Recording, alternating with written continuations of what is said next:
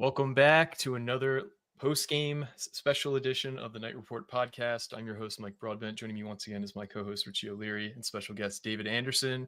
We're going to commiserate live. We don't know what we're going to say. This isn't going to be very structured in a style of game that I thought Rutgers had grown out of. Rutgers got its absolute shit pushed in 56-10. The only touchdown came on mop-up duty by the second team. Oregon, I guess if you could have one positive, at least they didn't set a program record in yards, which they kept showing in the graphic for the last, 20 minutes of actual game time. They ended up with over 700 yards of total offense, though. I don't know if there's enough negative things that we can say about this game, but I'll let you try and start, David. Just general thoughts on how this game went. First, I want to clarify a point I made last week that Rutgers played hard. I think they played hard against Washington, but they didn't play like bat out of hell hard. And they, even if they did this game, it wouldn't have mattered because they put up the stat. Dan Lanning is never lost to an unranked team out of Oregon. And I think 4 of his 7 or 8 losses were against teams that ended up in the national title game. So no matter what Rutgers did, they weren't going to win today. So just to be clear, that's the fact. That said, what was the most frustrating to me is, I guess, 2 things. One, this is the worst safety play I've seen since 1995, maybe worse. I'd have to rewatch the film. And second, when the backups were in for both teams, there was more hitting going on than earlier in the game. That is just not okay. Because if you're not going to be good on defense, you at least have to try to hit people as hard as you can. And I understand, we don't want to get hurt, whatever. It's a meaningless game. Fine, then get out of there. Put somebody else in. That was the most frustrating thing to me. I mean, DJ McClary, true freshman, right? When he got his first couple snaps, he got hit a few times. But after that, he was trying to deliver the wood. Sebastian Juzma, I think his name is, he was trying to hit people. I would rather see that if the safety play is going to be this bad than what we've seen. And I mean, that's the biggest takeaway. But again, it's not like Rutgers would have won the game, but it was just disappointing to see these guys come in, be hungry, and realize that's what playing like a bat out of hell, like a crazy mofo looks like, or whatever term you want to use. Those are probably my main 2 takeaways from the game. As Rutgers heads into basically do or die time next week. And before I let you talk about your high-level thoughts, Richie, I do want to say this podcast is brought to you by FanDuel. If you wanted to get in on some action tomorrow for the NFL, they have a couple really good profit boost tokens. One for the London game. Believe it or not, they still have international games this season. I don't know. It seems like they have one a week at this point. But Rich, what's just your high-level thoughts? You were at the stadium. You just got home. We're kind of getting it, super fresh before Greg Schiano goes on to speak, which, side note, can't wait to hear what he has to say after this one. High-level thoughts on how this game went, Rich. Yeah, so I actually kind of want to go hand in hand with what David just said. So we're watching pregame. Me and Alec go down on the sidelines just to kind of get just see the atmosphere, kind of feel for the game and what the fan base is doing and all that stuff. Got to see the Oregon Duck and all that cool stuff. But we're watching the team warm up, and it's funny that you mentioned the walk-ons because Juzma is a walk-on. Getting really hyped and actually playing his heart out during pregame warmups. It seemed like the only guys that were amped up, ready to go were the walk-ons. Elijah King was going around basically headbutting people like Cam Scatabo-esque. Juzma we saw a couple times just started smacking people in the pads, get hyped, get ready to go, and everyone else the starters was kind of yeah, we're here. We kind of know what's going to happen already. So it is insane, but I guess high level thought in terms of everything, there was nothing good about this game at all. You can go up and down the tape, and I just don't see anything real you could take away from a good standpoint. Maybe the fact that the first drive gave everyone a little hype, and it was okay, maybe they'll be able to hang in a little bit, and maybe for the first quarter even. But the minute Oregon got the ball on offense, it was just game over. This defense is atrocious. It's awful. It's from head to toe, top to bottom, edge rushers, interior line, linebackers, corners, safeties, everyone from head to toe. It's just a very, very bad defense. And it's not like these guys aren't talented. They have talent. Yeah. Dave, you said we'll get more into this, I'm sure. You said in our group chat, but Like Jet Eli doesn't look like the Jet Eli you saw on tape last year. He's a totally different dude. So, and it's not just him. You could kind of probably go up and down with all the transfers and say like, who the hell is this guy I just saw on tape? And then he goes to Rutgers and just regresses all of a sudden. So there's so many issues. And I do want to give David credit because he did see some flaws in some of the defensive transfers. Like I know you saw when you watched like somebody like Eric O'Neal's tape, you're like, hey, he's beaten up on a lot of tight ends in the Sun Belt. He's, a lot of what he's getting is not against like mammoth tackles. He's just using his speed to overpower guys who really shouldn't be blocking an all conference player at that level. So, I mean, you did kind of see what might be on the horizon, especially for these defensive linemen. But I do think this is a great segue because like clearly there's a catastrophe on our defense and you can point to a few different things that might be the cause of it. One, are the players just not talented enough? Two, is the scheme putting them in situations where you can't win? Are the coaches not relaying concepts well enough so the guys actually know what they're supposed to be doing when they're on the field? There's more legs to the stool that we can go on to. But David, I'll let you take this one first. Which do you see of those main three things, whether it be talent, whether it be scheme, or whether it be coaching in terms of guys not knowing where they're supposed to be? Which would you kind of lean towards why we're seeing this just like I'm not even being hyperbolic, all-time level bad defense? Like this might go down as like the worst Big Ten defense in Big Ten history, numbers wise. I mean, as the weeks go by, it looks more like they just don't know either their alignments or their assignments. There was multiple times where Oregon was in a somewhat balanced look and Rutgers couldn't figure out which should have been the strong side. And if you're going to play that way, you got to know right away which is the strong side, or you just got to make a decision. Like if you're the middle linebacker or whoever calls it, I'm probably Jabril me, right? You just got to decide. Like take a leadership position. We used to call Larry for left, Ray for right. He's like Ray. You're some strong side right. Like you just got to decide. And if they change, so be it. But like that to me, and then obviously you guys posted some things about, Oregon people breaking it down, talking to scouts, announcers, everything, just saying there's plays where they don't even know what the coverage shell should be. I didn't notice that today as often. Today, the problem was more talent. I think that, Oregon guys are just running free. And I'm going to say this, I'm a hot take from this game. I think Dante Moore is a Justin Fields. He doesn't throw unless the guy's wide open. And so I don't even know his progressions are good. Like I'm not even sure about it. So that's what concerns me is like, I don't even think he has a savvy of like a Parker Navarro. Like earlier in the year, we were like, all right, well, maybe these guys are kind of savvy, but now it just looks like if guys were just in position, they wouldn't give up as many big plays in general. Again, this is Oregon. They're a different beast. There's a reason that they're so fast and good, but in general, I think it's not necessarily scheme, but more just like knowing your assignment. And I think somebody posted the tweet of like Kyle Sanders arguing with Abram Wright. Was it one of you guys? Early on.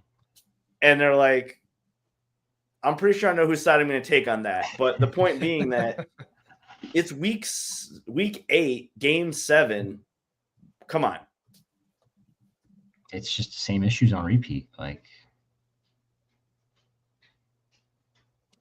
yeah. So we have a few people in the queue here to speak on stage. We'll start with Rutgers 88. Rutgers 88, how's it going? You might have to unmute yourself. Hey guys, how are you? Good. How are you doing? Good. I'm just getting home, trying to digest what happened. It's brutal. I don't know. I agree with everything you guys are saying to this point. I don't know. The problems are so multi-layered.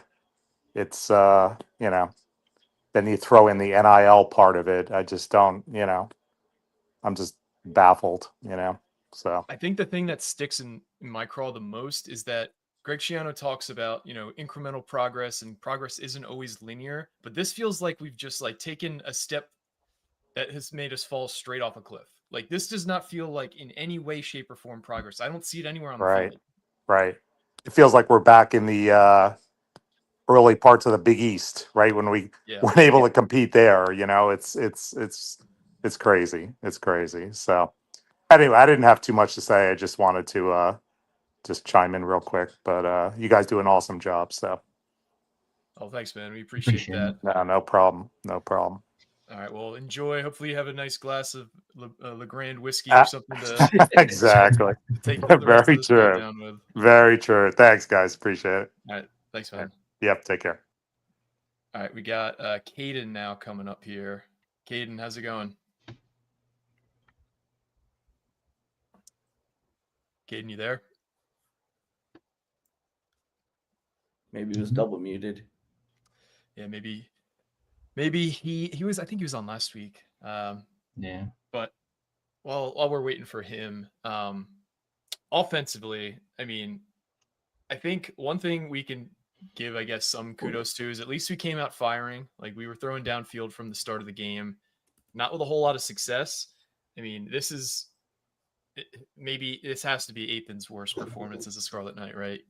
8 of 25, 79 yards, 2 interceptions. AJ Serace comes in and mop up duty, goes 0 for 2.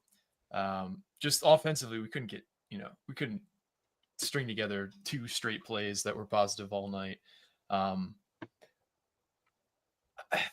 mean, I think you said it, David. Like we forgot what it's like to play top 10 teams because of how easy last year's schedule was, and in terms of relative terms, how easy our first 6 games were.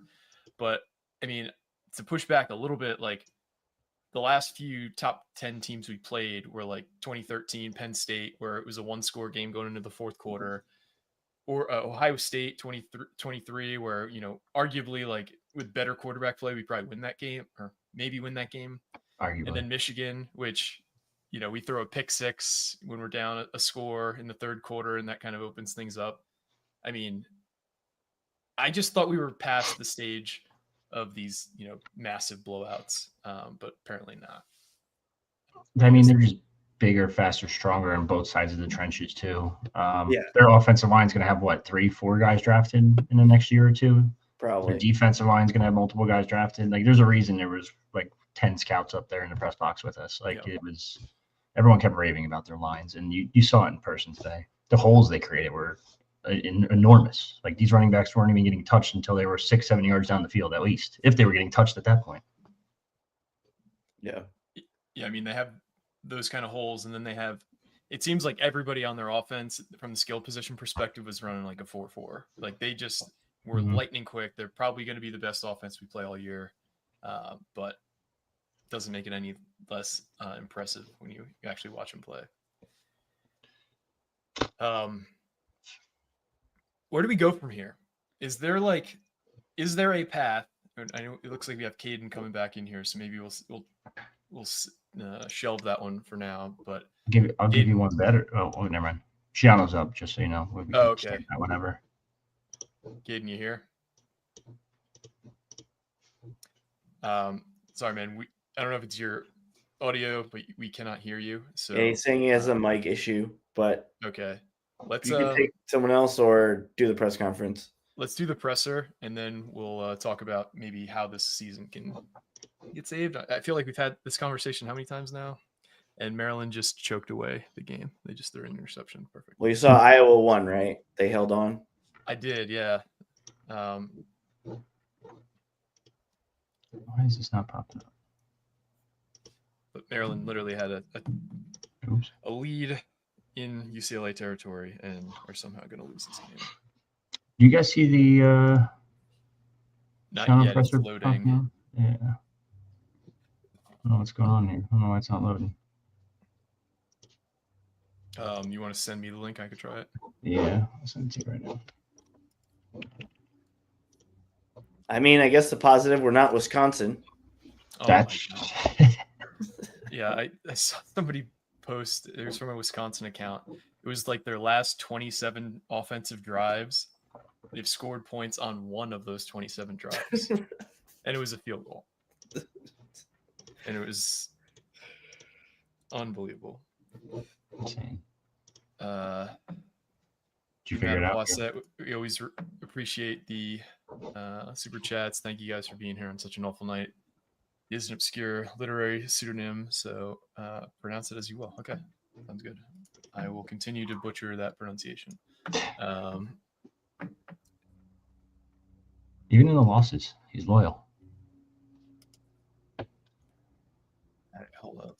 You have to click like not live and then like drag it to the beginning and all that. It's a stupid art vision.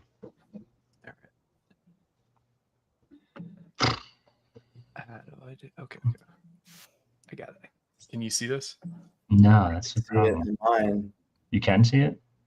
No. I'm just saying it can load. It loads for me. Yeah, it loads for me too, but it's not popping up on our screen for some reason. I don't know why. Do we need to put it on stage? Or is it on stage? Yeah, it's on stage. That's what I'm trying to figure out. It's very weird. This would be a pain if we cannot get this one going, but shout out to Jordan for the donation. The only positive I have is I finally have faith in the athletic department. Zen and Tate aren't going to tolerate this. They will make it get better. That's interesting because, like, I told you, Mike, this, but I think Tate's more of the wild card of the two because he is the president. I don't know if he'll stand for it. He's very into athletics. Oh, can you see it now? No. No. Yeah, I'm interested to see how they. Ooh, wait a second. Something's loading. No, still nothing. All right. I'm sorry. I don't know if this is going to work. We'll just have to wait till it's on YouTube, which will be up momentarily. Well, I was going to ask you this, Richie. Is obviously an athletic director. Kelly's not a total novice, right? Like this isn't other situations we've seen before, let's call it.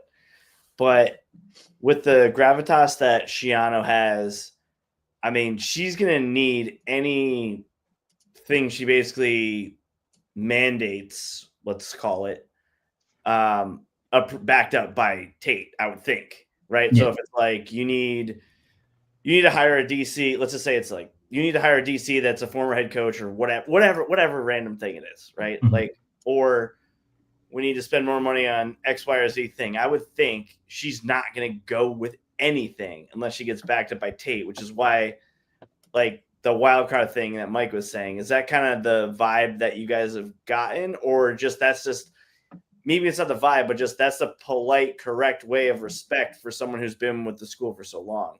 Where do you think it's one of those or something else? It's tough because, like, I feel like he's kind of like the pseudo AD of football, whereas he has like all the power for the most part because he's been here for so long. All the donors respect him. All the donors know him. He's able to, like, I know it's not a ton of NIL, obviously, but he's raised all the NIL himself, like, without any help. So I think he's kind of like that's the thing. Like, no one's ever going to, I don't know if he can get fired technically. Right. And no one's going to pay $23 million to buy him out in the first place because it's not Penn State where you're going to throw $50 million down the drain just to get a new head coach. In terms of what they tell him to do, I'm really curious if they're like, hey, you have to go outside your coaching tree for a change. Like, obviously you tried it. It didn't work. Like, you're going after all these random guys. Like, you're going after New Jersey based, or they have a connection to your staff, or they've coached for you before. It's at the point where you have to be hands off a little bit and trust someone else to come in and help you run this defense specifically. I just don't know if he's open to that. He's such a micromanager that I don't know if he'll change ever. It might be he's what, 60 something? Like how much longer? Like 58. 58. Well, I mean, he's getting gray hair now because he's stressed out because of his defense. But who am I to talk about hair? Anyway, it is. I don't know what they're gonna do. It's gonna be really, really interesting. And on top of it all, like someone just mentioned this and caught me off guard, the Ian Strong injury. I forgot all about that. But yeah, I don't know what they're gonna do. I really don't know how you change it. And then this was supposed to be the whole rollout RNIL. We're gonna sell the program. We're gonna get these businesses to come in. How the hell are you gonna tell me I'm not slapping my business name on a program that just got their shit pushed in? Like, it's just it was just such a rough day, rough weekend, I guess too. between other sports as well as football. But I mean, I don't really know. I don't really have an answer for you on what's going to happen with Zinn, Tate, and Shiano. But I'm sure they're going to be at the press conference right now, watching him and kind of breathing down his neck a little bit and be like, hey, I know it's your program and all, but figure it the fuck out. Yeah, I know that, I thought it was a pretty strong statement that they made when they talked about kind of how they, or Kelly Zinn said, how they will evaluate the different coaches and programs. They're going to first take a look at the last like 3 or 4 years, and then they're going to look at what your salary is and where that ranks in terms of the coaching salaries in your program or in your sport.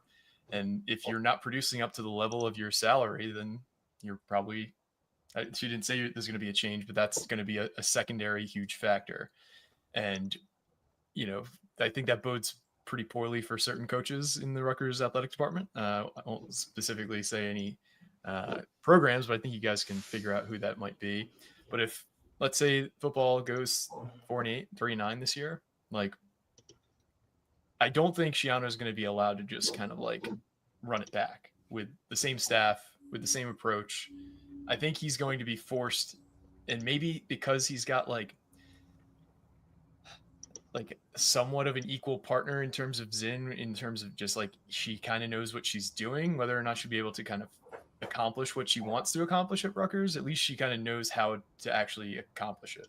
I know that's a lot of words there for very little, a bit of a statement, but I don't know. Like, do you guys think that like it's possible that Greg throws Rob Smith, under the bus for this loss and cans him midway through the year, or do you think he's going to be here for the whole season?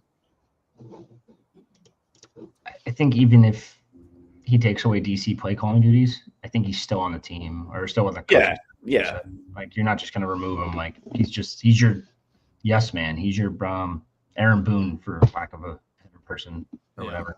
He's literally going to do whatever you say. You tell him like, hey, dude, you're now linebackers. Now we got 2 linebackers coaches because you guys got to figure it the fuck out there, number one. But yeah, I mean, I could see him taking away play calling duties. I told you my conspiracy theory.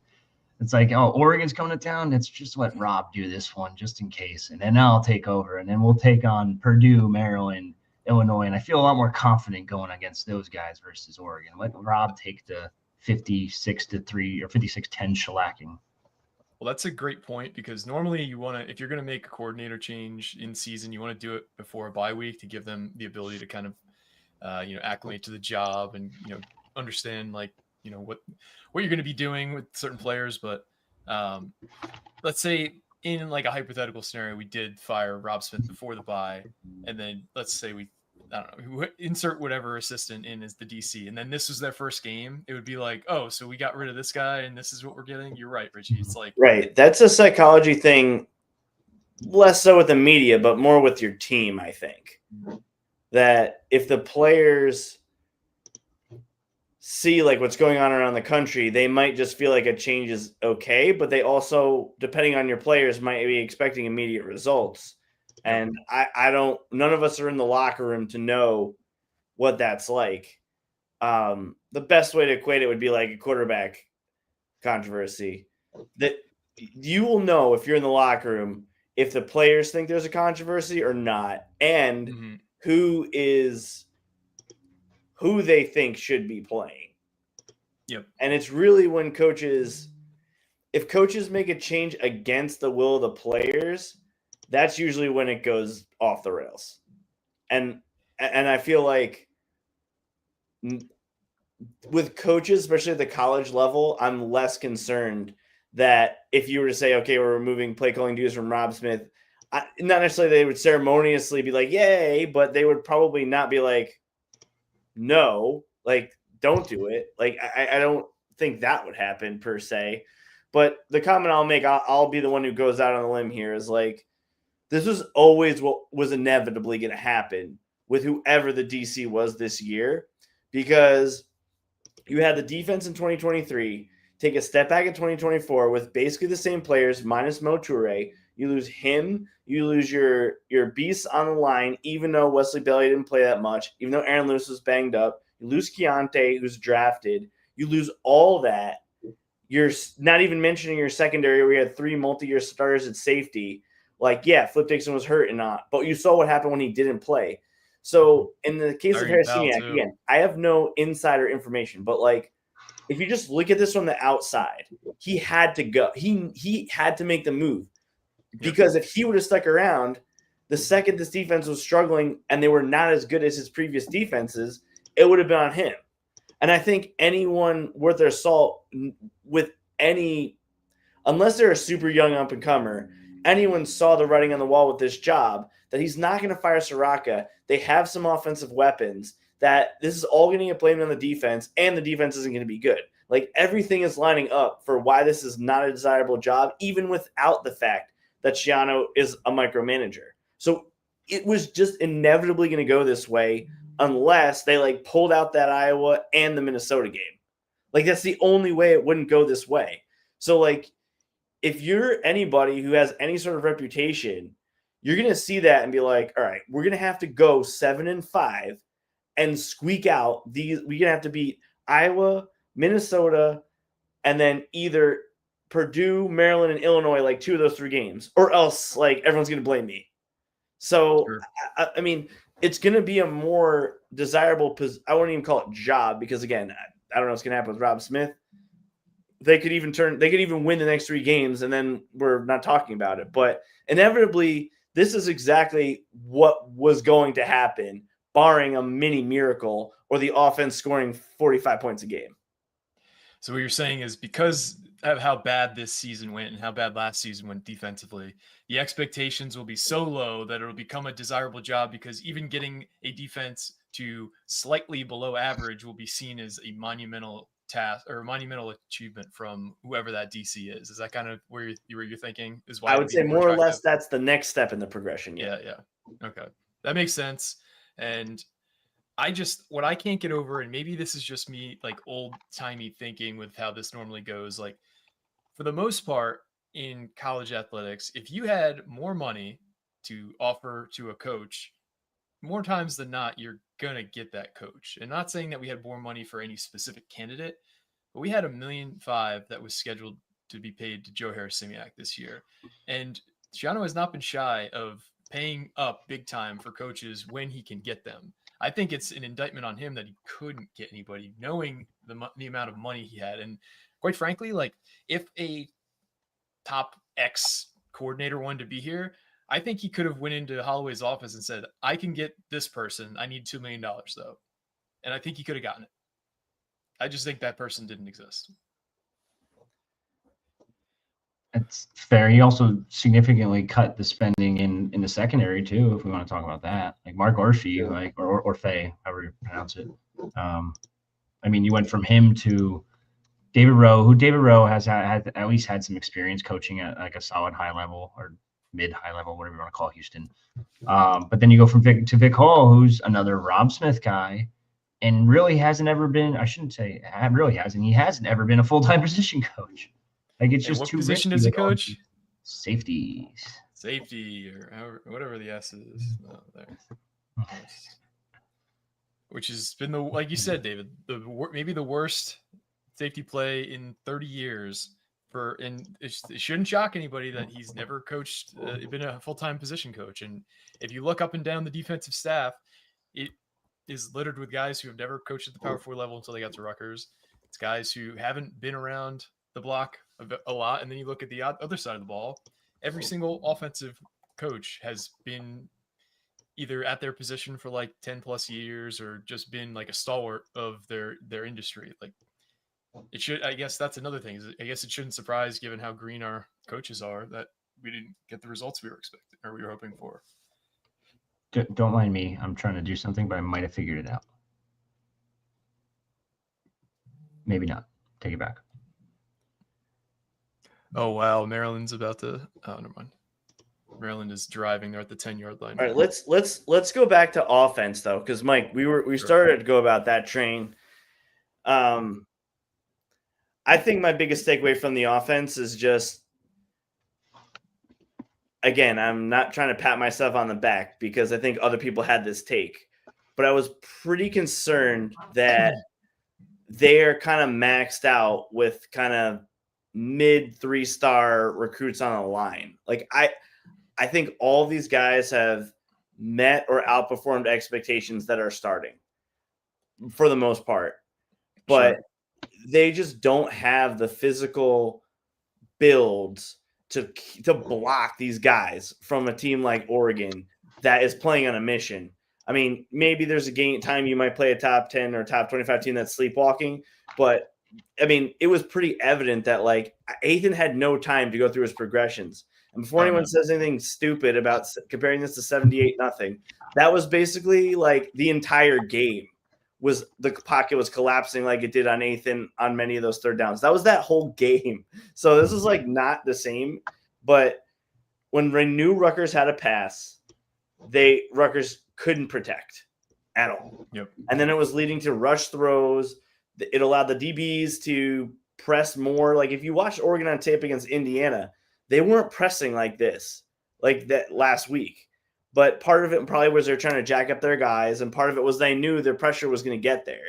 So, again, I'm not trying to criticize Coach Flaherty, or I'm not trying to criticize individuals on the line, but it's different when you have a Holland Pierce, or even when they had Willie Tyler, who was at times a turnstile, but he was huge. Like, if a big 5-star DE is like coming at him, like at least he had a shot to kind of like physical the guy. If you're not that, I mean, Tyler Needham, he's going to have perfect hand placement, perfect timing on those plays. And that's really freaking hard to do. Like you got to be like a jiu-jitsu or karate master in terms of your pop has to be exactly on the guy's chest plate at the exact time. And you have to not get off balance when you're doing all this, or else you're kind of in trouble. And I think that, again, if you want to talk, like, again, I'm not trying to make all this about NIL, but I don't think this was the first game this year where I could see that being a major factor, that Oregon was just too much more talented on the lines, like Richie, you were mentioning. And I just feel like that shouldn't make them change how they play against teams like Purdue next week, because they're not going to have defensive linemen like this. Right. So, and then I think that kind of sunk most of the game plan in that regard. I'm not saying Ethan couldn't have done better. I'm not saying they couldn't have done better, but it's not that surprising to me when you saw how when they just pinned their ears back, Rutgers had no chance of protecting, even against 4 guys. Like, what was the point of Antoine Raven even being in there to block? Because if a guy got through, like, he can't block him, you know? And that's the sad reality on that front. And I think that was probably the biggest thing on offense to me, other than the strong injury, obviously, because I think it may have demoralized them too, in addition to physically being hurt.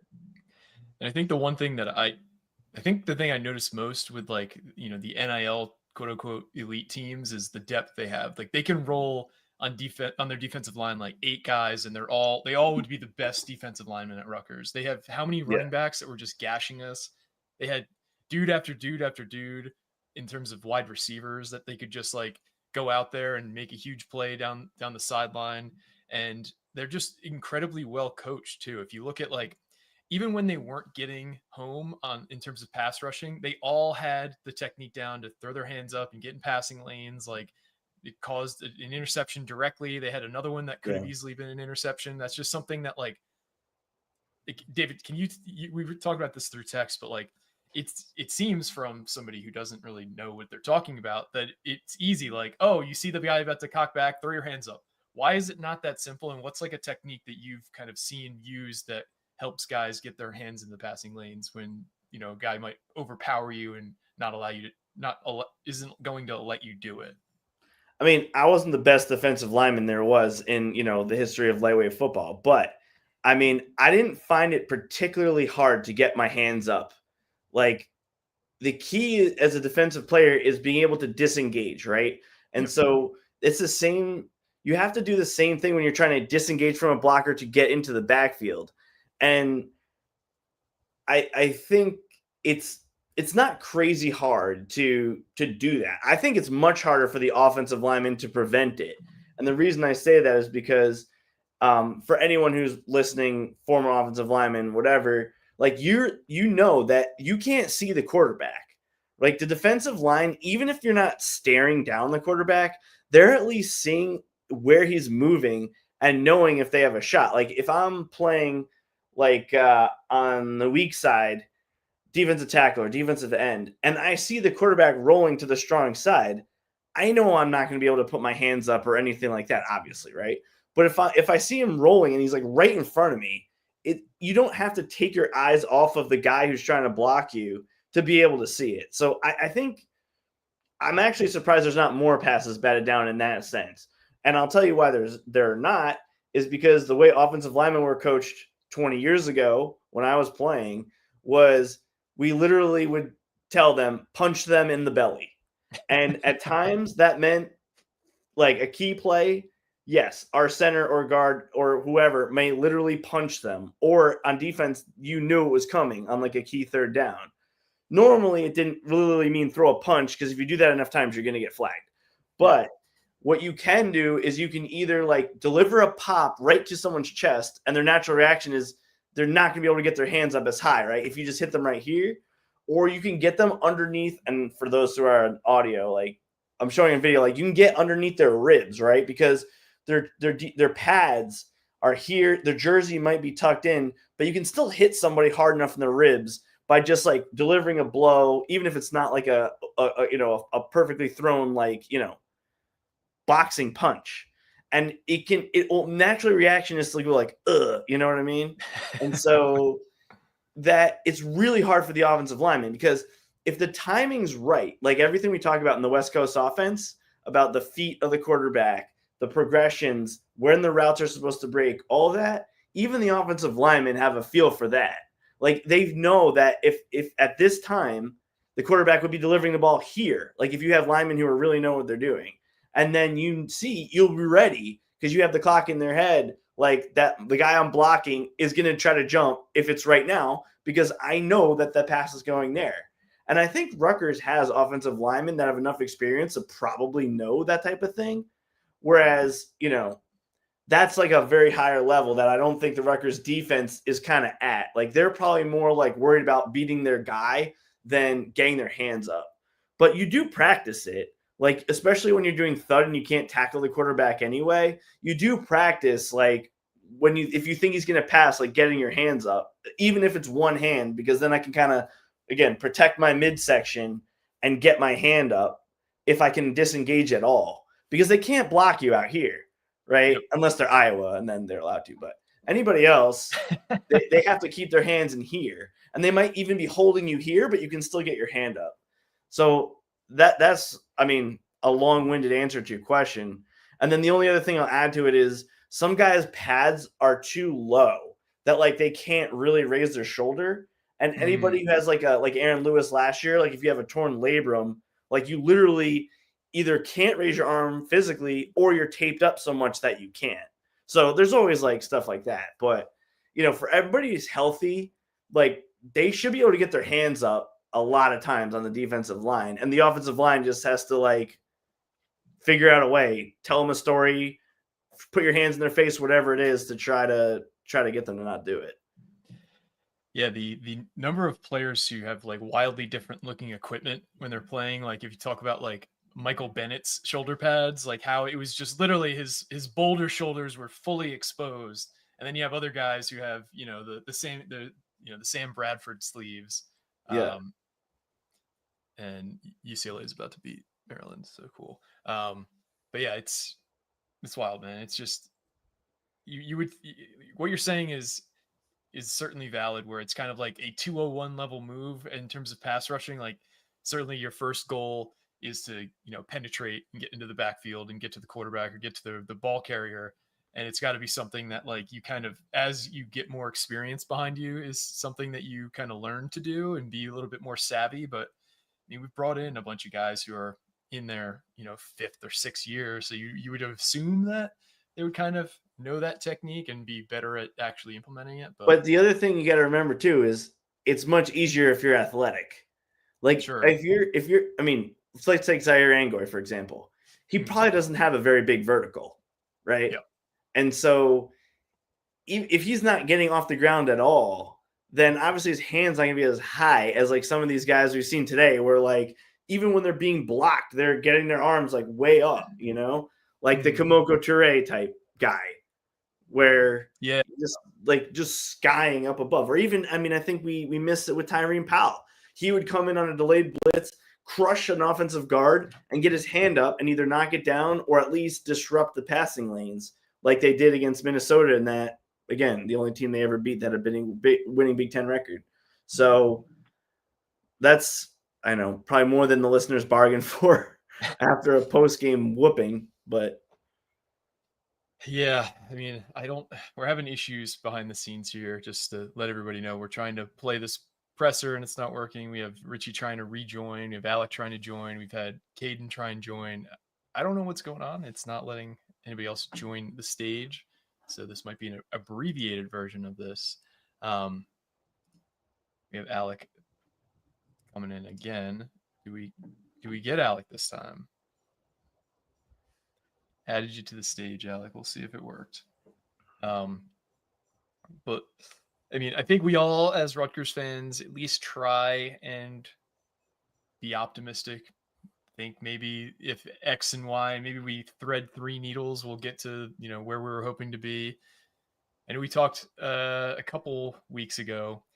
You had 20% chance that Rutgers would make a bowl game. Where are you at now? What do you think the odds are that Rutgers is able to get to a bowl game, given all you've seen post-bye? Same, 20%? I would say 20, because as Maryland continues to be October Maryland, we think, right? Mm-hmm. I think but I don't know. Initially, I was lower during this game in the first half when you saw how I don't even think my percentage chance they'll beat Purdue, which I'm not even going to say. But that was kind of a hot take at the time. But let's just say ESPN thinks it's double what I said at that moment. So, that was before the results of today's games, the FPI, right? So Purdue, but then again, Purdue played even worse. So they were shut out. I don't know if their quarterback's hurt. But, man, a big question is just how emotionally demoralized is Rutgers from this game? What Richie was saying, if they weren't even juiced like the starters, then they will bring it next week. But usually that's not how it works, especially with 18 to 22-year-olds. In the NFL, that works. The Giants, 2007, 2012 teams, I can assure you, they not like they threw games, but like they knew the games they were trying to win in the regular season, and then they ended up winning 2 Super Bowls. That's an extreme example. In college, if you turn the gas off, it's almost impossible to turn it back on. Look at Rutgers basketball last year. I had to say that for Larry after a couple comments earlier today. So that's my concern is do they have guys who can turn the page? And coaches, like players and coaches, I can turn the page and say, hey, we're heading into a winnable game. And, if they win, then I think that the mojo might be back.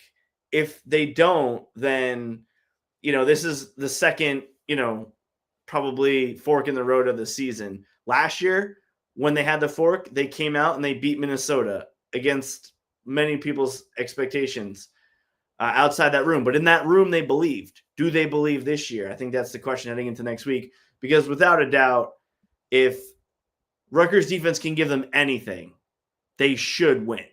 But if they can't, Purdue has proven they can score points, unfortunately. Yeah, look at the teams that they've played this year. They were able to put up points against a really good USC team. They were able to put up points against a really good Illinois team. They were able to look better than they put up 30 points, I believe, against Notre Dame. Yep. This was their first stinker of the season. And like you said, I don't necessarily know the circumstances of what happened in that game. I didn't watch a single minute of it, but to lose 19-0 to Northwestern, certainly not a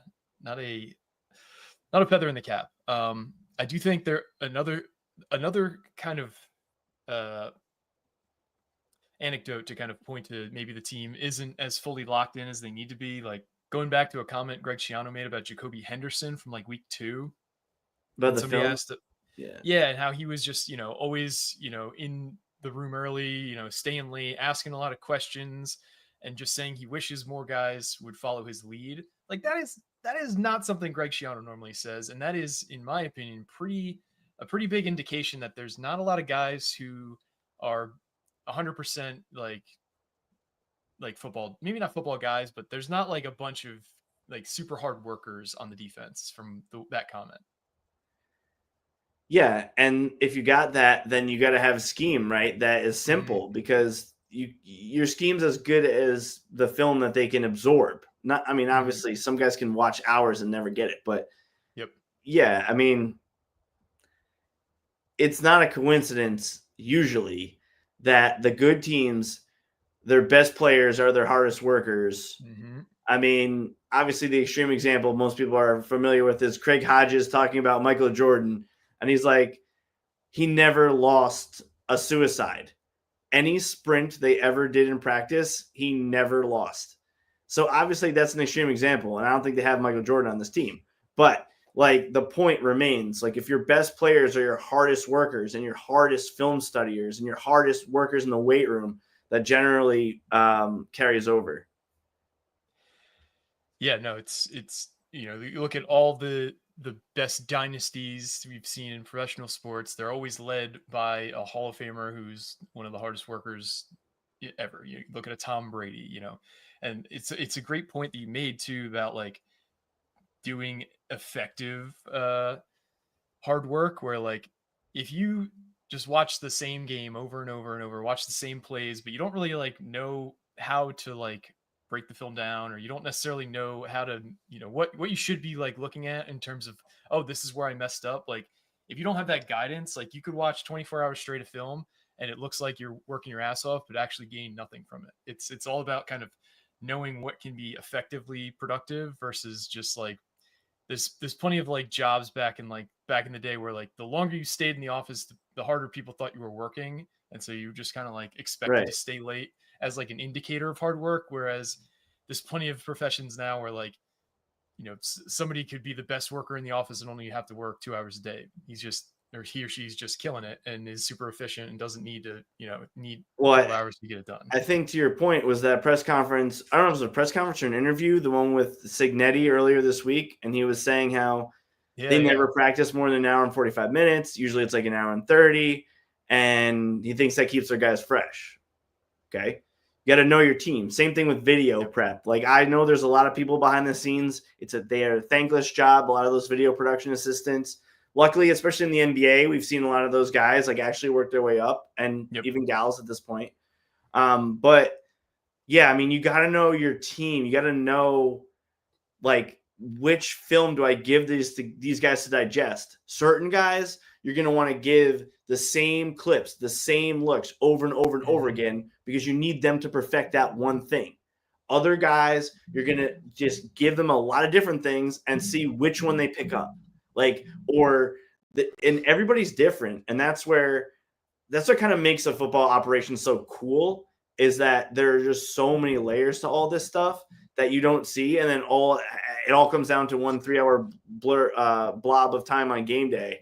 But some guys are going to absorb that, other guys, you got to show them 5 times. You made this exact same mistake. Don't do that.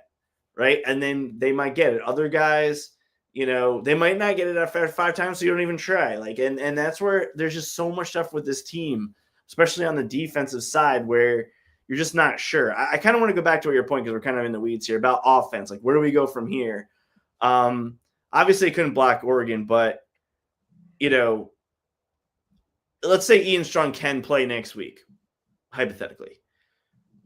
Do you have confidence that they're going to come out with the same exact game plan that they did against Washington and just hope for better results?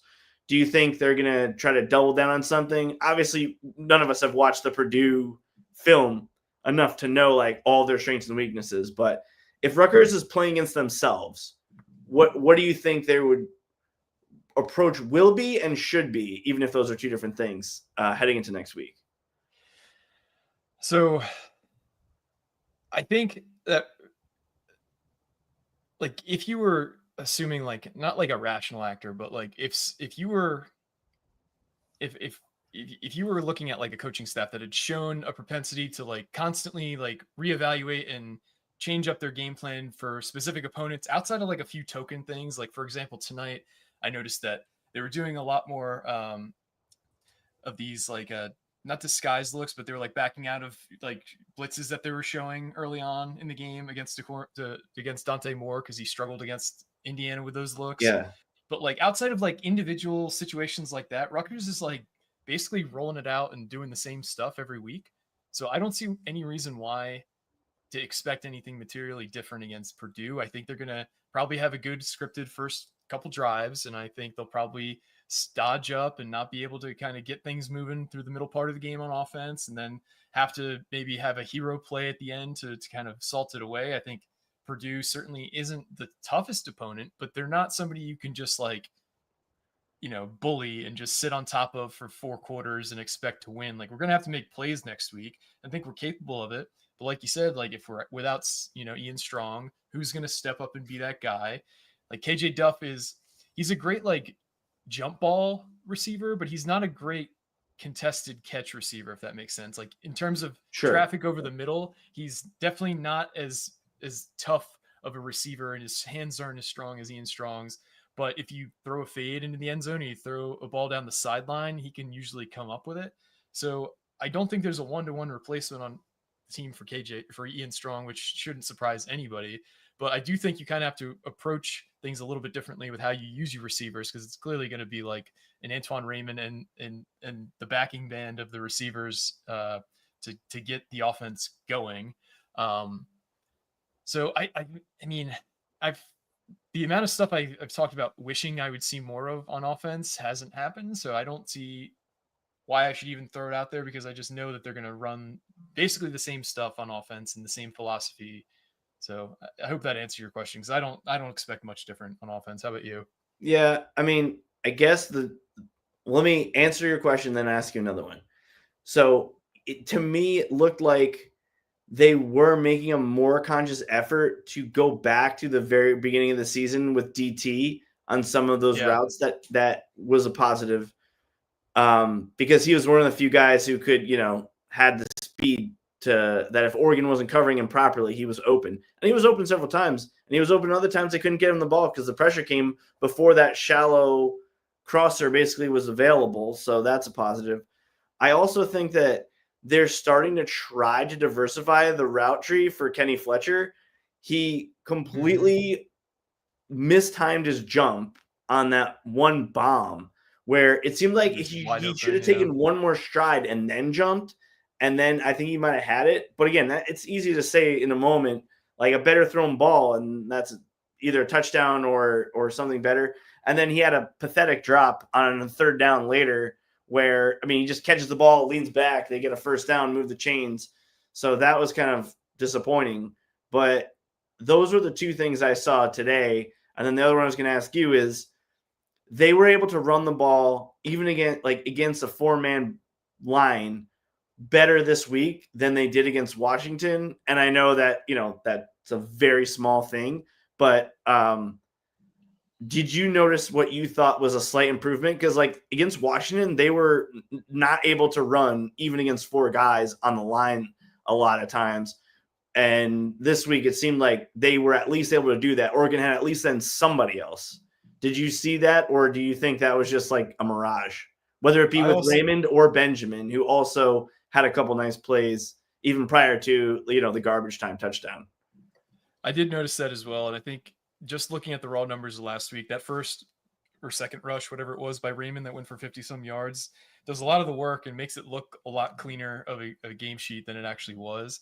I did notice that because last week, like how many 2nd and 10s or, 3rd and 8s do we have set up because we tried to run the ball early and it didn't work. And then we had an incomplete pass.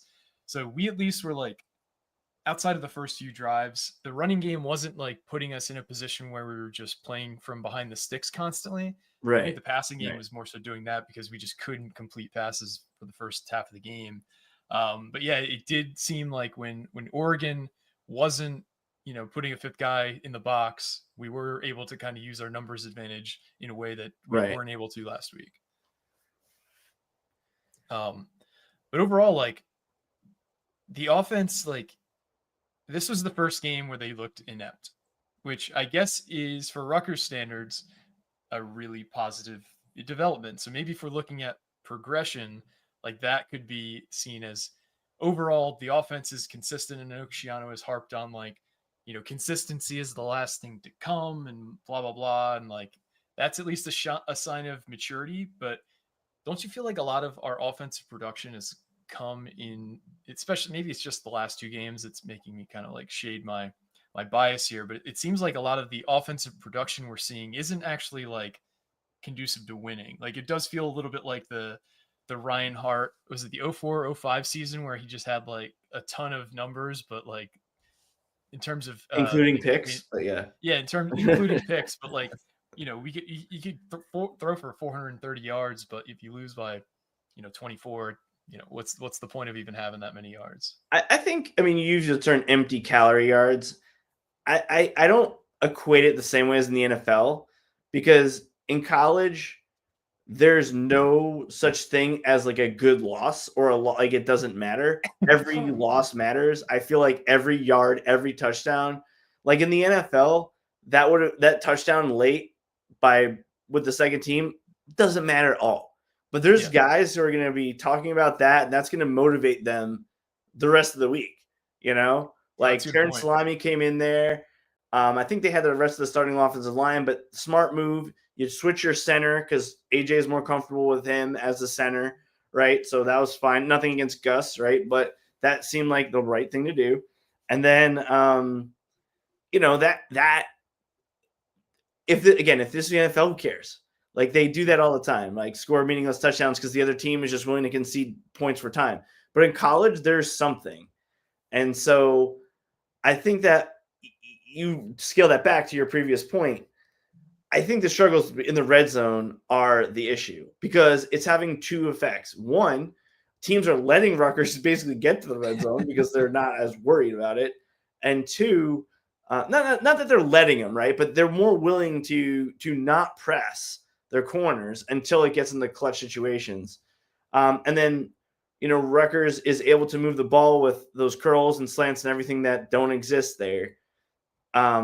And then they lose confidence as well. So other teams gain confidence, Rutgers loses confidence.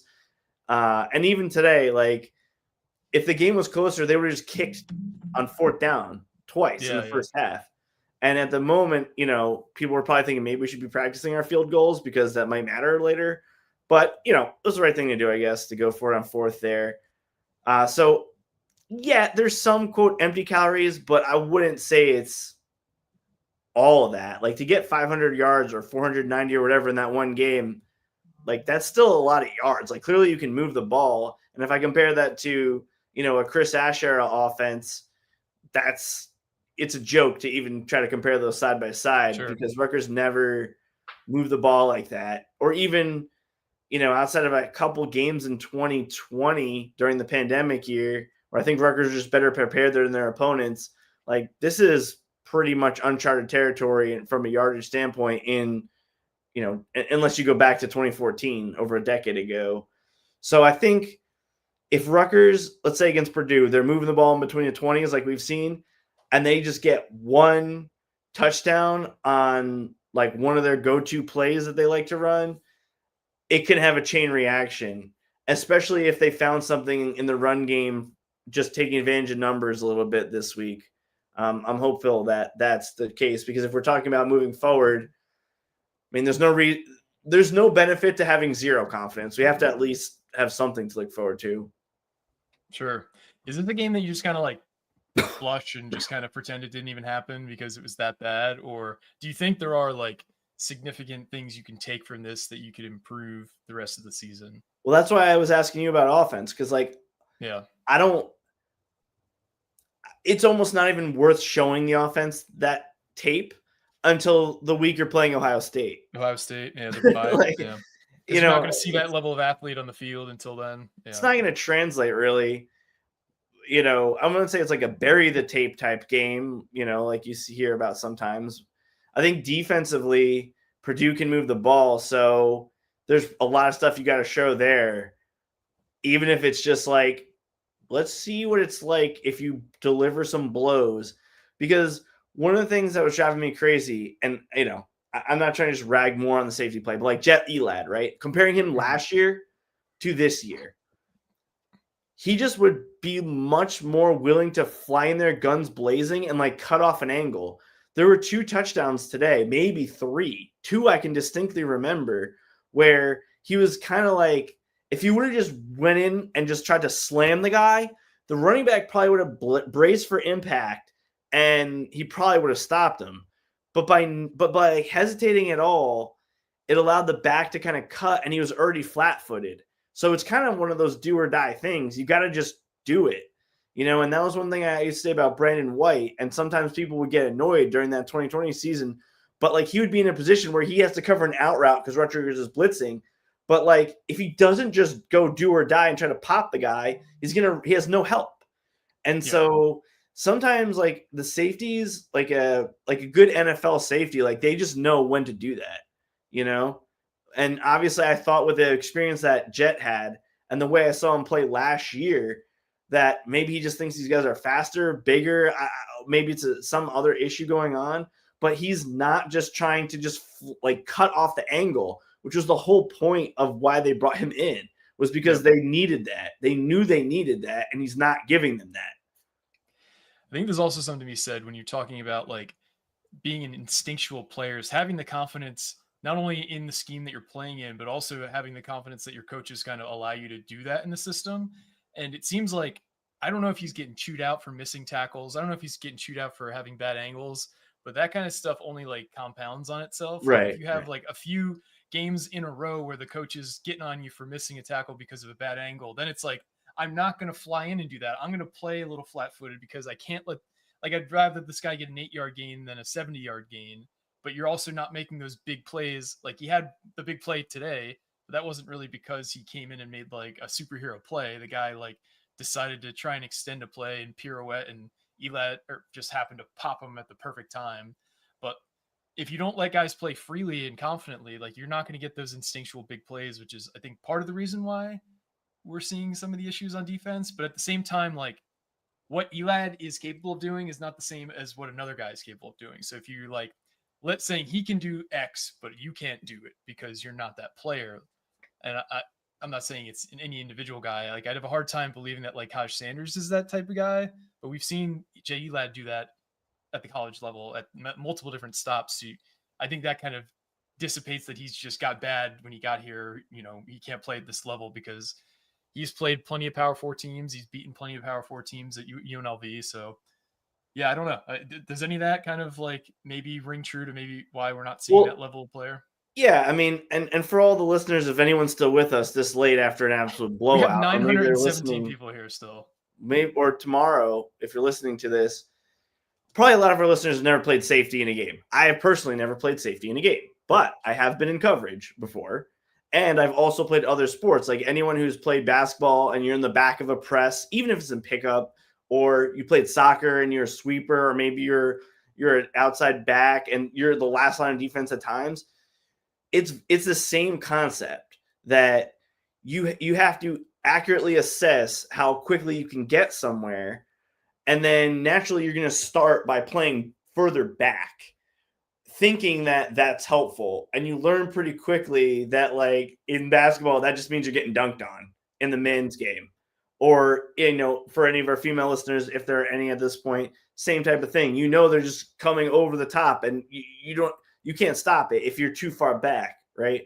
And so it's the same concept. But to your point, if you play tentatively, or it's the same thing as, beating the excitement and life out of your kid, not physically, but just literally demoralizing your child, that they're just be like, all right, I'm not going to do that anymore. I'm not going to take risks at the playground, or I'm not going to, try this new food. If you hear your parent counselor say, oh, you're not going to like that. Like it makes you, or speaking over you. All of that is a psychological thing. And it's possible that that's what's happening to Jet. Again, Kaj seems more like, I've never really seen a lot of interviews with Jet Elad. Kaj Sanders seems like more confident, I would say, that it's harder to get somebody to not play with swag if they're that confident, but maybe, it's possible. the amount of times that you just watch Rutgers football and you see either a tight end or a receiver deep, and then you just see Kosh Sanders like this behind him, like 6 yards, just doing cardio out there. It's amazing how many times you just see number 5 4 yards behind a guy until he eventually gets help and gets taken down. Well, I was not sure if I should consider that false hustle or not, because if the guy dropped the ball at the 1 yard line, he was there, my friend. He was there, and that's such a funny thing that DBs do. Like, when they like make an objectively bad play, but the receiver either drops it or can't make a play, they still do theirs. They're incomplete or they buckle the seatbelt or whatever that is now. It's absurd.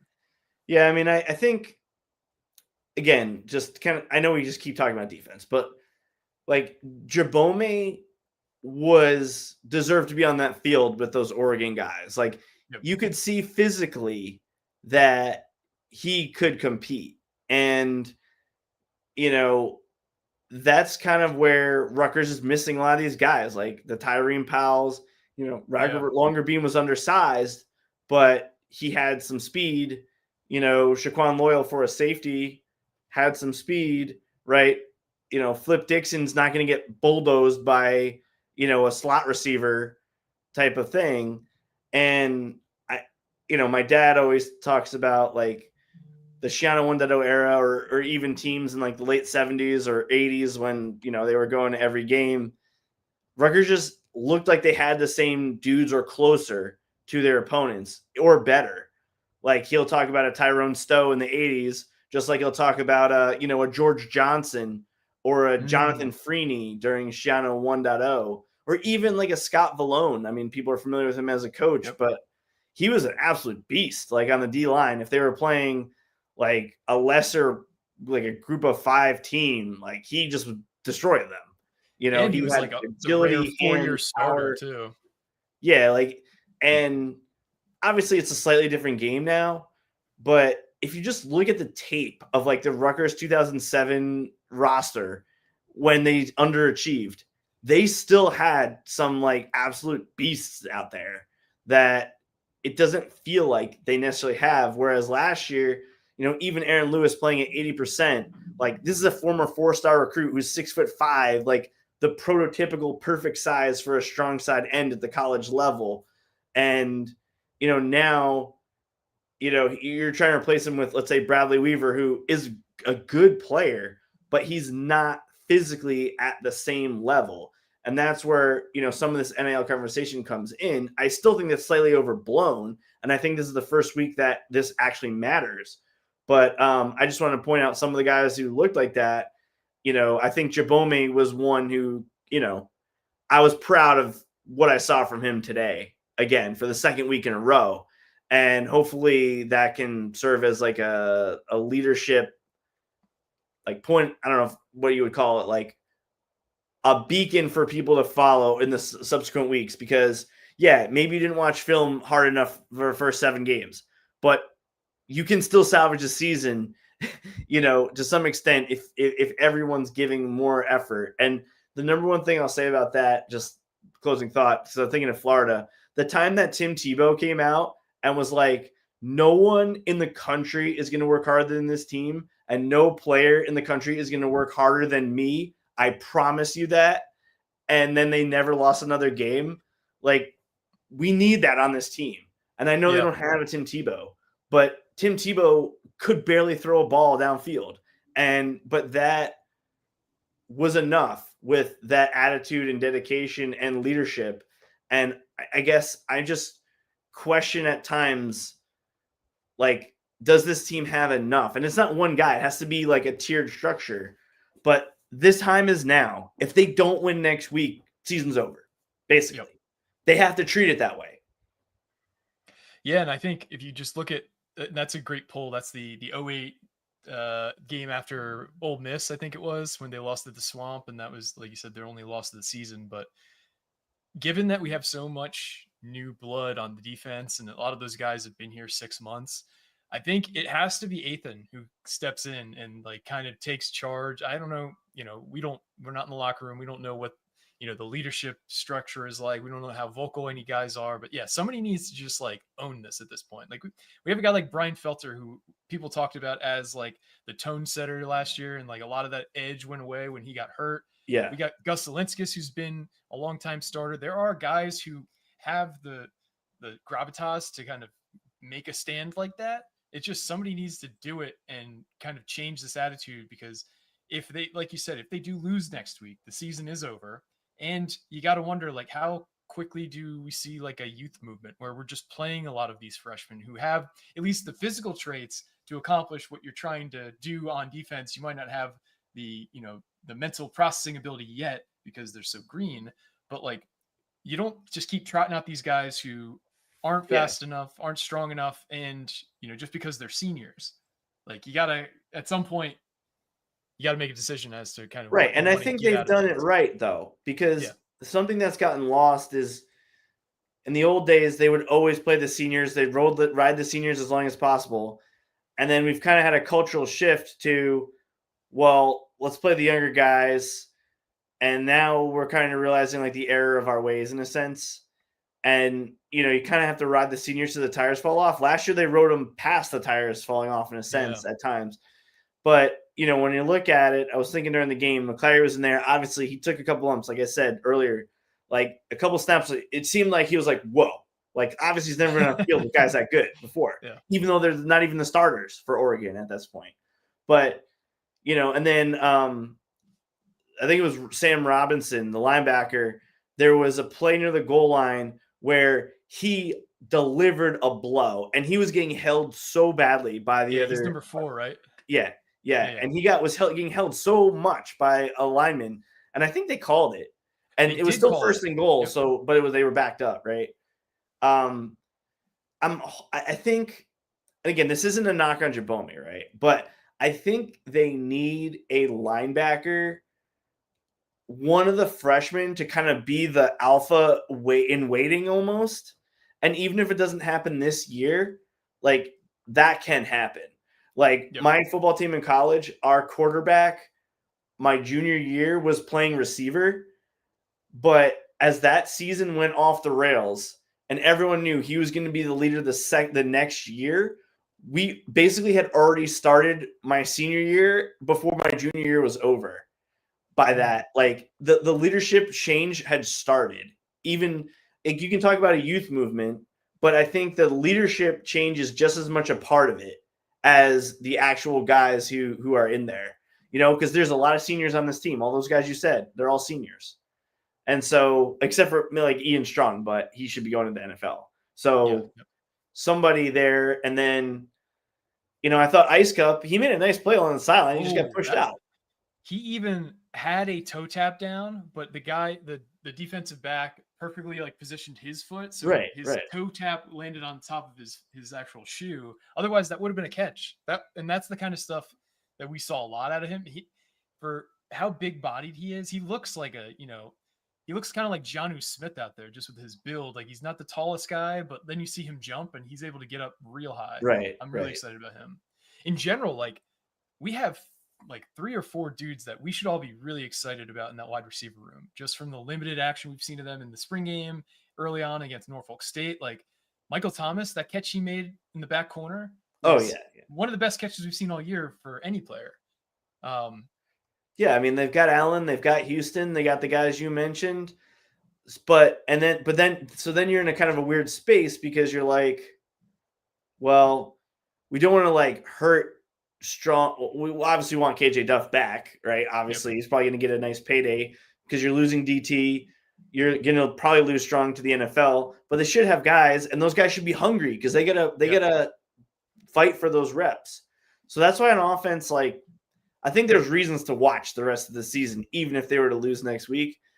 Because again, we're going to see some of these guys play, maybe even some of the running backs. Like, again, Antoine Raymond, like, it wouldn't really make sense for him to go somewhere, even if he was getting a payday, because he's not going to get the carries that he's going to get at Rutgers. So again, I'm not trying to get into off-season mode already, but like, you got to try to figure out like, who are these guys in your team and foster them as the leadership of the program going forward within the and Chano has mentioned this over and over again, that it's when your players take ownership of the program. Then Yep. I think if anything, that's also kind of sucks for Rob Smith, because the players who had taken the leadership of the program on his side of the ball are all gone. They're all gone. Yep. So that's really unfortunate, like bad luck, sort of. But he kind of knew what he was coming into. But like to your point about the leadership, I think that's kind of where it is. I mean, yeah, I'd say 20% they go to a bowl game. I mean, Penn State lost again. Maryland lost again. Purdue lost again. Illinois is on bye. So, can you pull off 3 of those? The craziest thing about it is if they would have just beat Minnesota, we wouldn't be in doomsday mode at all. No, not at all. We'd be sitting high on the hog because we'd also see that game against Penn State. That's kind of like the break glass in case of emergency game at that point, where Right. it'll be a fun. We'll be 6-5, and we could end their season and blah blah blah. But now it becomes almost a must win because Illinois is still a great team. I think we match up better with them than most teams in the top half of the Big Ten, but that doesn't mean that we are like better than them by any means. I think some of us had them as like an upset early on or before the season. I think I was one of them, but that's going to be a tough game. And Purdue, like you said, isn't going to be an easy game. Maryland is, mid meltdown right now, losing their 3rd straight, but that's not going to be an easy game either because they have the components that have always given us problems. And even when they've had like rough seasons with Talia, last game of the year, whenever we play them, they find a way to kick our ass. So I'm not writing them any game. Like there's a lot of times looking ahead into a schedule where you kind of pencil in W's. I don't have any W's penciled in the rest of the way. Well, after UCLA last year, I think that that was the one that we all thought they would win. And that score in hindsight looks way closer than that game actually was because I think we scored like a bunch of late. Yeah, I mean, we were down 10 and we cut it to 1-score game. Yeah. But any final thoughts here as we, go into our 100 or hour and 17th minute? We have now over 1,000 people here. What are your final thoughts on the rest of this? Whatever you want to talk about. Final thoughts. As Aaron reminds me every day, I had Rutgers at 3 and 4 at this point. And a lot of times we forget the road to get to wherever your record is, what you are, what your record says you are. And so there is some reason to have a little bit of optimism that the offense will come back a little bit. I think they basically had like kind of a bad game against Washington, and this game is like whatever.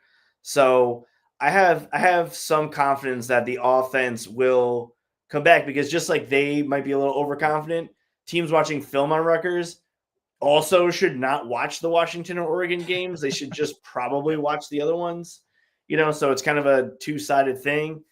But there's been very few seasons where there's as much pressure on a game as there is against Purdue next week.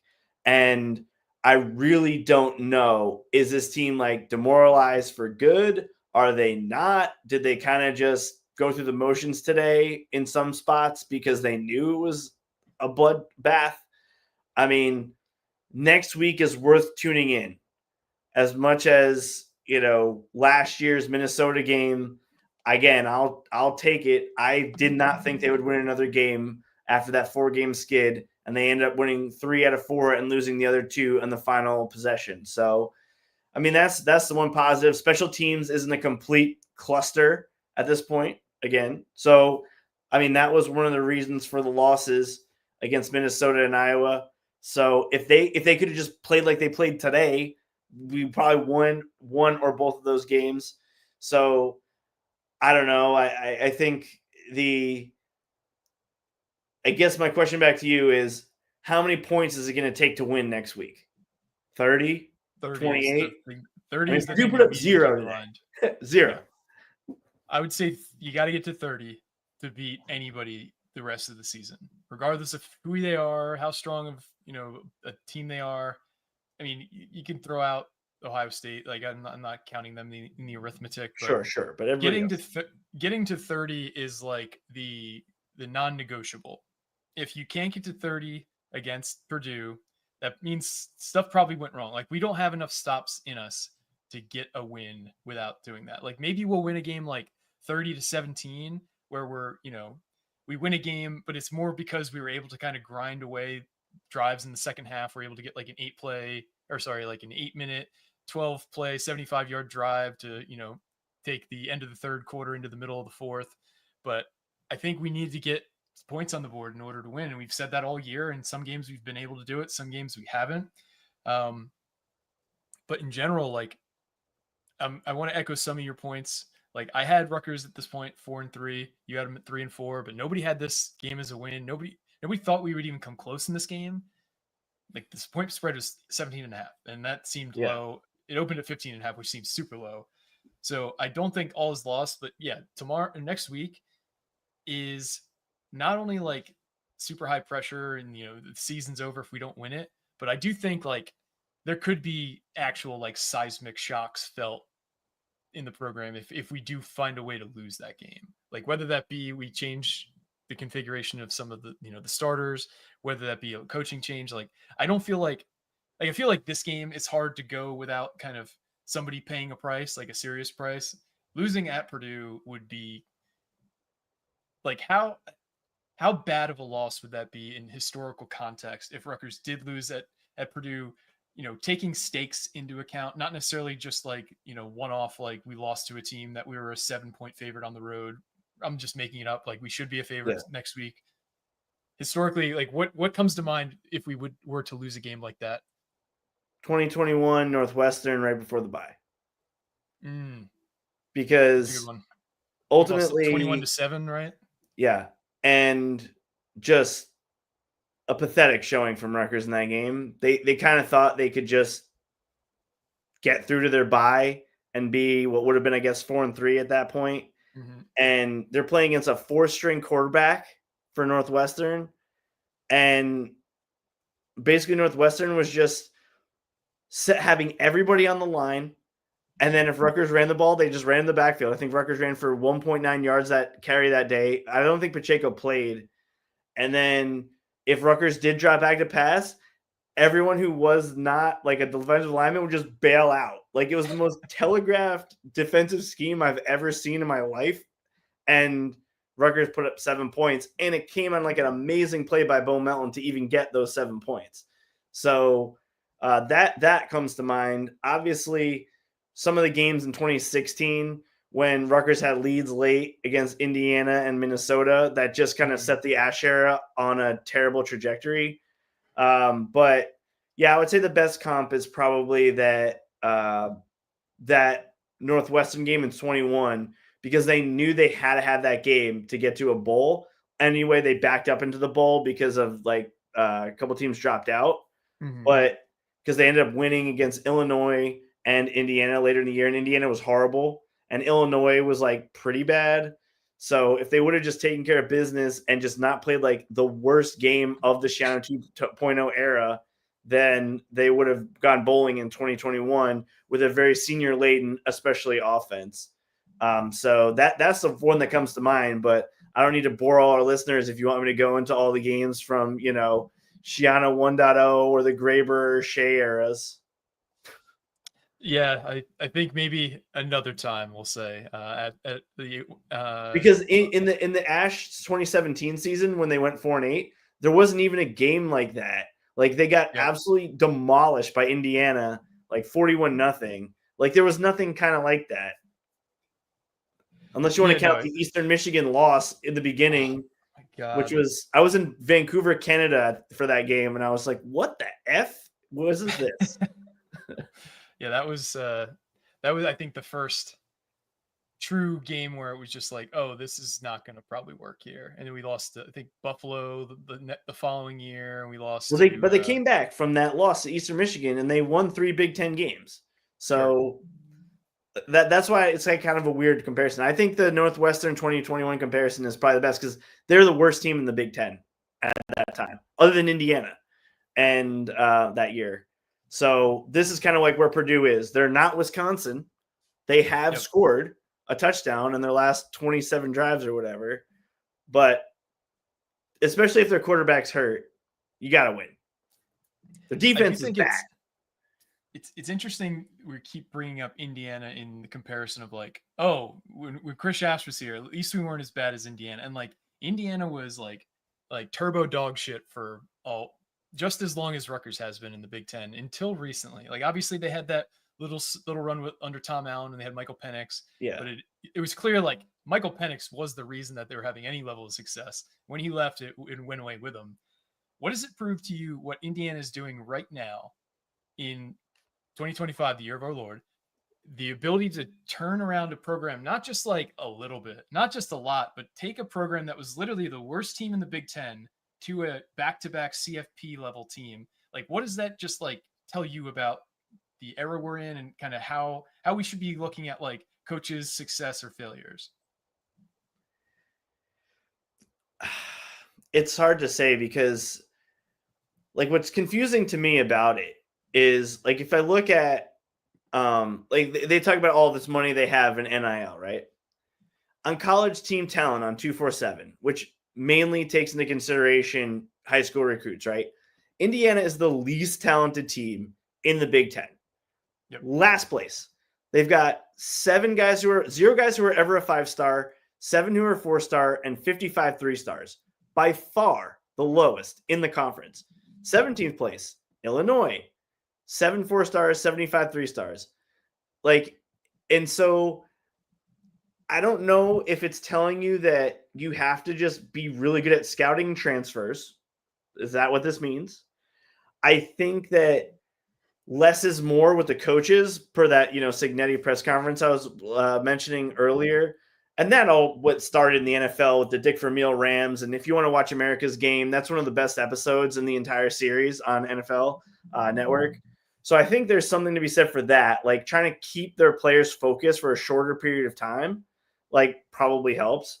But I think it's screwing with everybody who thinks they can build in incremental fashion because we're kind of in this instant gratification world type of place at this point. And I'll try not to get too philosophical as we approach midnight Eastern here. But like, I think that and Aaron's really good with this, like understanding the window and the momentum matters. And that window for new coaches has shrunk. And for established coaches, I think that your leash for whether it be coordinators, quarterbacks, like just has to be shorter than you would. And I don't like to live my life that way. I like how Steve Peichel is like an honest handshake guy. I feel like Shiano is basically the same way. But like if someone's not getting it done, it's kind of like when you're in a relationship, whether it be with, a boyfriend, girlfriend, job, like working partner, like partnership. If it's going to end, you just have to cut it off. Yeah. And I feel like that is where Indiana is kind of showing you that if you're not on this quick clock, you have to truly show that incremental progress. You can't just say it. It has to be evident to people. And I think what's so frustrating about this season is offense comes out firing, and we're like, okay, if they can get better as the season goes on, we've got something. Yep. If they just stay the same, then okay, that kind of makes sense because you're playing tougher competition. But basically everyone, like there will probably never be another Kirk Ferentz because of what's happening with Signetti. Yeah, because people are just not going to have tolerance for how long it takes to build. Or if you're 8-4 every year, like fracking against the axe, like just like we saw with Bo Pelini at Nebraska a few years ago, like Mullen at Florida, that was ahead of its time because Nebraska and those type of programs are ahead of the curve in that regard. Like, and so, you're not going to see a Kirk Ferentz ever again. Like, so I think that's pretty much the big takeaway. Now, Rutgers doesn't really have the money or the fan base to kind of stand on to do that. I was throwing, and again, food for thought is like, if Rutgers, we're like to our conversation about Zen and Tate, right? Let's say, I'm just throwing a name out there. There's no link, but Brent Pry, okay? He's from Pennsylvania. He's been a Power 4 coach with some success, kind of ended poorly. It's kind of looking bad because they've won two. Well, one was against Wofford, but they did win an actual conference game after he was gone. But does Rutgers, the way the program's structured, need a person like that to be the defensive coordinator as with Shiano as the head coach? Or is there still a way for them to get the young up and coming defensive coordinator type, or will that just not work? Like, again, nothing against Zach Sparber, right? But like, and we might find out about that sooner or later. I have no idea, right? But can that route work? Would Shiano be willing to make it work? Is leadership going to force it upon him? Like, can that work? Because he's not going anywhere.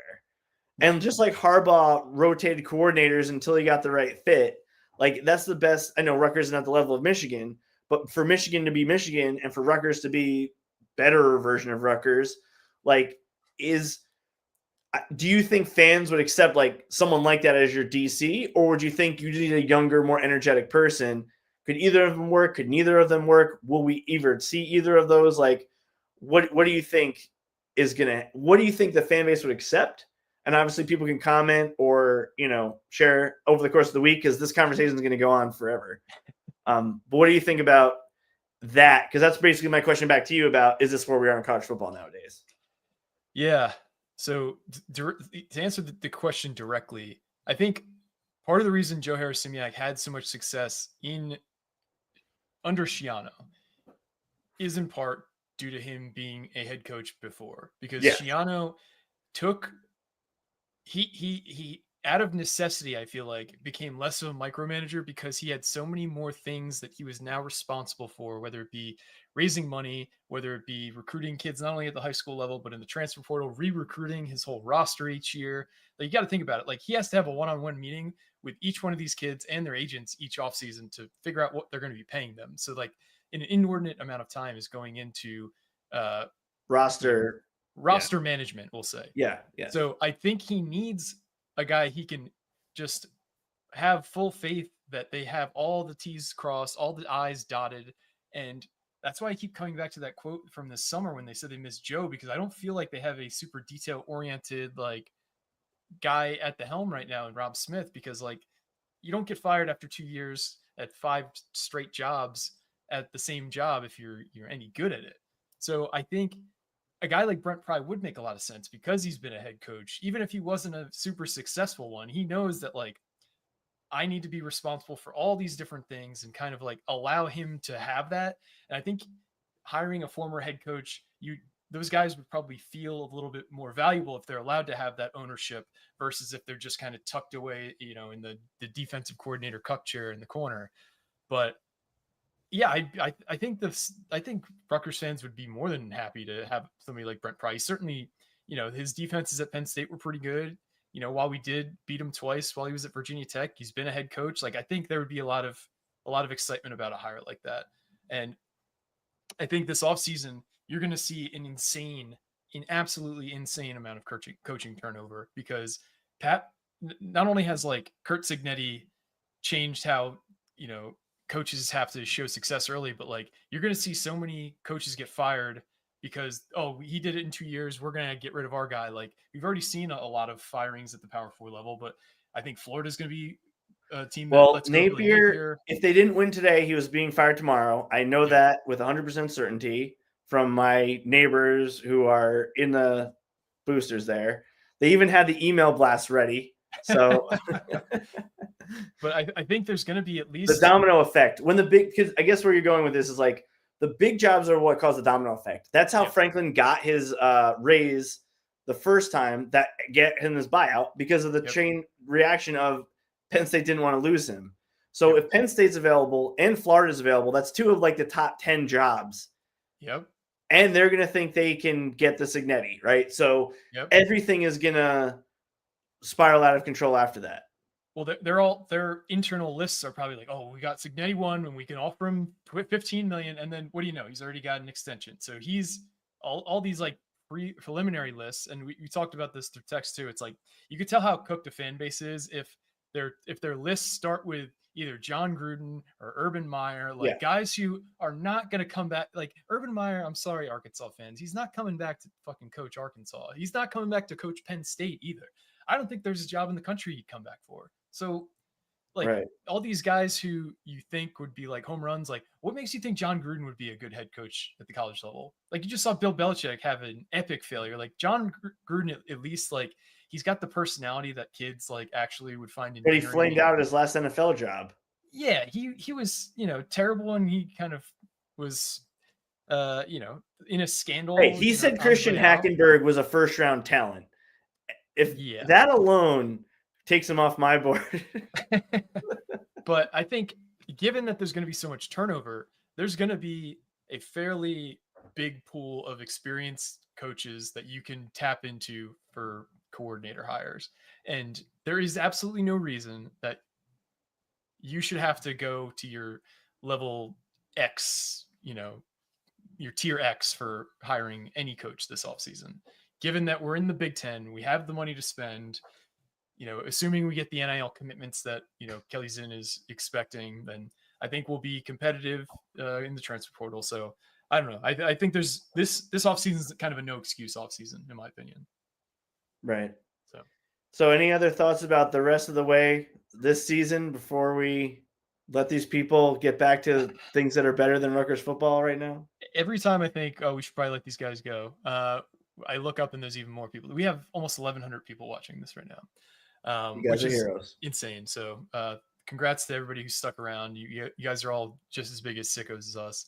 But I think, you talk about, I've talked about this before, you can't expect different results if you're not going to do different things. And, the definition of insanity is repeating the same thing and expecting different results. And that's kind of what we've been doing this year. So I'd love to see a little more creativity on offense. I think that's a big part of the reason why we're not having success in the red zone.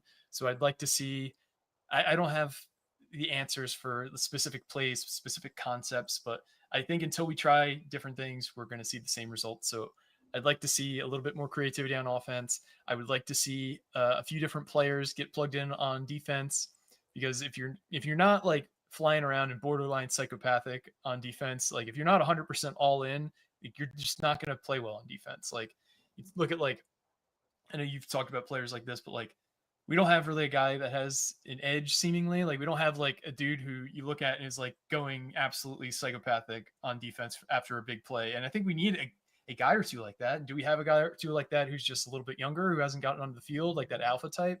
I think we got to find that guy on defense. Well, I guess the best example to give for and we talked about this with basketball too, is like you need your fifth starter to be the wild guy. Yeah, like he's got to be the wild man, right? Because your regular starters in basketball are like that.